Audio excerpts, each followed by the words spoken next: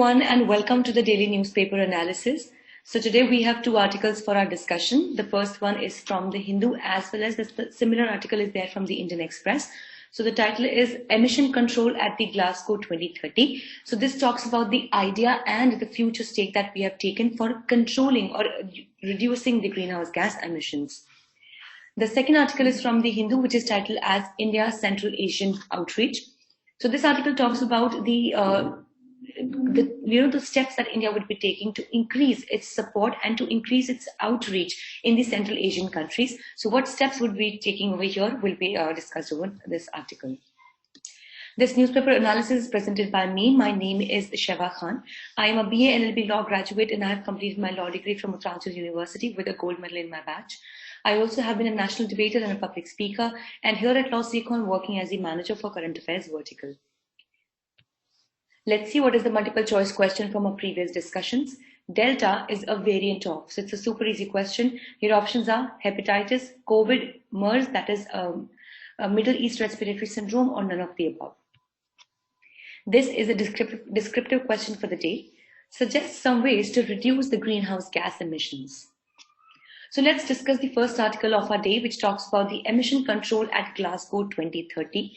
So the United Nations Climate Change Conference of Parties is to begin from 31st of October, and that is why we are really looking forward as to what would be the discussions primarily that would be taken to reduce the greenhouse gases emissions at the Glasgow by 2030. So if we talk about the present situations, the countries are being urged to raise their emission reduction commitments under the Paris Agreement. So as we know that the Paris Agreement itself already talks about reducing the greenhouse gas emissions. So we're actually, looking forward that the countries that are the signatories of the Paris Agreement, they should actually make more efforts to try to reduce the carbon emission that they are doing. Some positive outcomes have been achieved while major emitters are woefully short of the reductions required by 2030. Now, as we know that China and US, also including India, they are the top three, emitters, greenhouse gas emitters of the world. But amongst these three, only India has been so far been able to, perform better as compared to other higher emitters. And that is why it is required that the countries that are actually emitting the most are also, realizing their responsibility and they are reacting in the similar manner. So if we talk about the sixth assessment report, which was recently reduced, reported, was brought forward. So the sixth assessment report states that the emission rates should reduce by 45% of 2010 by 2030 to reach net zero emission by 2050. So this says that if at all we look forward to reaching the net zero emission by 2050, I hope you understand here that the net zero emission basically is that we are able to absorb as much as we are also emitting. So if at all we need to reach, or we have to reach the net zero emission by 2050, so the emission rate has to be reduced by about 45% as per the rate which was there in 2010 within the time period of 2030, and only then we can assume, or we can actually say that we might reach the net zero emission by the time of 2050. So developed countries are responsible for 75% of the accumulated greenhouse gases, and hence they should bear the maximum responsibility, as we were just discussing. The developed countries should reach net zero or the zero emission by 2035 to 40, and the 2050 timeline seems to divert the attention from 2030 targets, and the article says that we should not let that happening. So if we talk about the evaluation of the 2030 targets, so the 2030 emission rates are supposed to be 16.3% higher than what was in 2010, which has been recommended to be less by 45%. So the United States is actually pushing countries for deeper emission cuts, while US itself is suffering miserably on the same front. So other, the countries that are standing against the rapid reduction are Russia, China, Brazil. So all of these countries should actually be working a lot on reducing the greenhouse gases emissions, but unfortunately they are not. So here India could actually plead the CBDR, and it could play along with China's pledge for net zero emissions by 2060-2070. With this, let's discuss the second article for the day, which talks about India's Central Asian outreach. So the Afghanistan takeover has renewed challenges for India's regional and bilateral ties with Central Asia. Now, as we know that for India, Afghanistan has been an important tie when it comes to moving to the Central Asia. So Afghanistan, as we know, recently has been under a great turmoil since the time the democracy has been uprooted completely over there and Taliban has taken the control. In this situation, there is a fear that mongers along that the increasing influence, basically the negative influence that is increasing of Taliban, it would also definitely reduce, it will definitely come forward, or it might result in worsening the ties between India and Afghanistan. Now, in this situation, it is important for us as a country to understand that since Afghanistan has been an important key for India to interact with other countries that belong to the Central Asia, be it Tajikistan, Kyrgyzstan, Kazakhstan, Uzbekistan.